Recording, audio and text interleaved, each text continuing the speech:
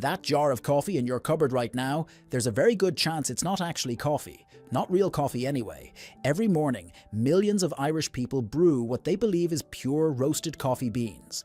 But laboratory testing has revealed something absolutely shocking. Some of Ireland's best-selling coffee brands contain fillers, artificial flavouring, and roasting techniques so deceptive they've sparked investigations across Europe.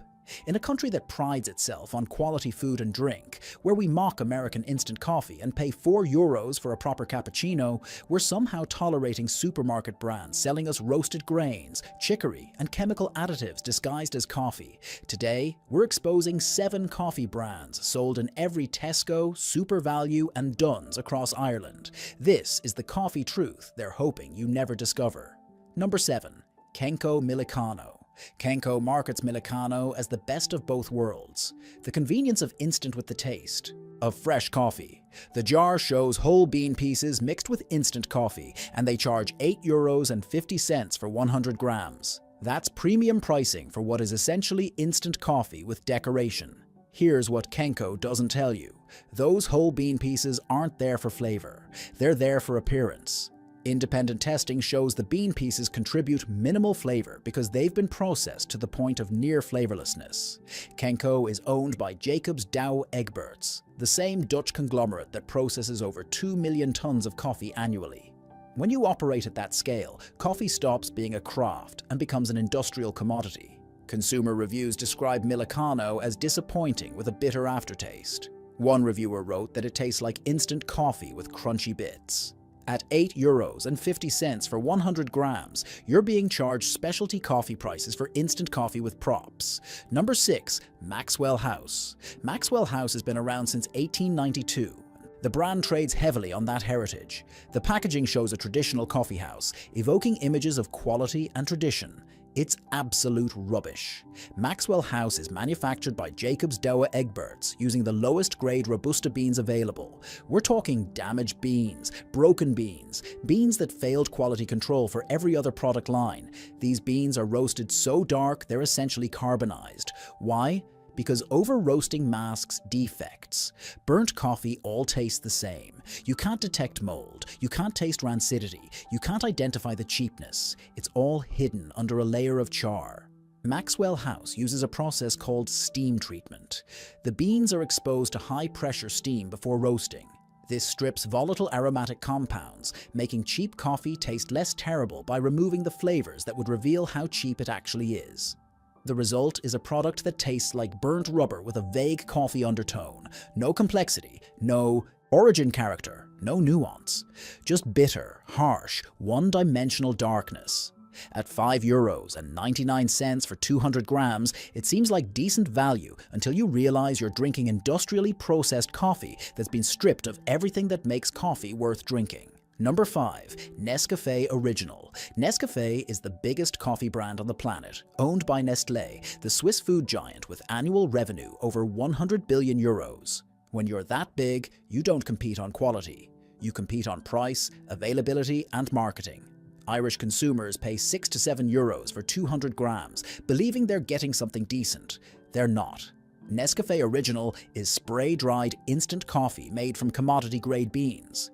Independent analysis shows it contains predominantly Robusta, with just enough Arabica to avoid being classified as pure Robusta. But here's the scandal that should make every Nescafé customer furious. In 2022, an investigation revealed Nestlé had been sourcing coffee from farms in Timor-Leste, Brazil, using slave labor, actual slavery, workers trapped in debt bondage, living in appalling conditions, paid below minimum wage, unable to leave. Nestlé claimed they didn't know. They blamed their supply chain complexity. But when you're the largest coffee company on earth, ignorance isn't an excuse. It's a business model. Buy as cheap as possible, ask as few questions as possible, maximize profit margin. Beyond the ethics, the coffee itself is terrible. Harsh, bitter, one-dimensional. The kind of coffee that requires milk and sugar to be drinkable. Number 4. Lyons Coffee. This one will upset people because Lyons is an Irish institution. The brand has been part of Irish kitchens since the 1800s. It's what your grandparents drank. It's nostalgic, it's familiar, it's trusted, but Lyons Coffee is not Irish owned anymore. In 2011, Lions was sold to Unilever as part of a broader acquisition. The Irish branding remained, but the profits now flow to a British-Dutch multinational. What most Irish consumers don't know is that Lions instant coffee is manufactured in the same facilities as cheaper supermarket brands. Same beans, same processing, different jar. You're paying €6.50 for 200 grams of coffee that's identical to Tesco own brand at €3.50, but with nostalgic packaging. The ingredient list shows 100% coffee, which is technically true, but it doesn't specify bean quality or origin. Industry insiders suggest Lions uses predominantly low-grade Robusta, blended with minimal Arabica. The roasting is aggressive to mask defects and extend shelf life. When you buy Lions thinking you're supporting Irish heritage, you're buying Unilever products with Irish branding. Your loyalty is being exploited to sell you commodity coffee at premium prices. Number 3. Carte Noire. Carte Noire positions itself as the sophisticated French choice. The elegant black packaging, the premium cafe positioning, the promise of intensity and refinement. Walk into any Dunnes or SuperValu and you'll see Carte Noire prominently displayed in the premium section. But here's what Carte Noire doesn't tell you. Despite the premium image, Carte Noire is mass-produced industrial coffee. They process tens of thousands of tons annually. That's not boutique roasting. That's factory production with luxury branding. Carte Noire is owned by Jacobs Douwe Egberts, the same company behind Kenco and Maxwell House. The freeze-dried crystals are Carte Noire's signature. They claim it preserves freshness and intensity better than standard instant. What they don't mention is that coffee begins losing aromatic compounds immediately after roasting. By the time those freeze-dried crystals reach your cupboard, they've been sitting in that jar for weeks or months, slowly degrading. The French origin claims are meaningless. Coffee doesn't grow in France. It's imported, processed in industrial facilities, and packaged with French imagery to justify the price. At €9 to €10 for 200 grams, you're paying nearly double the price of standard instant for marketing and packaging. Number 2. Douwe Egberts. Douwe Egberts is everywhere in Irish supermarkets. The dark roast, the pure gold, the continental varieties. It's positioned as reliable, quality European coffee.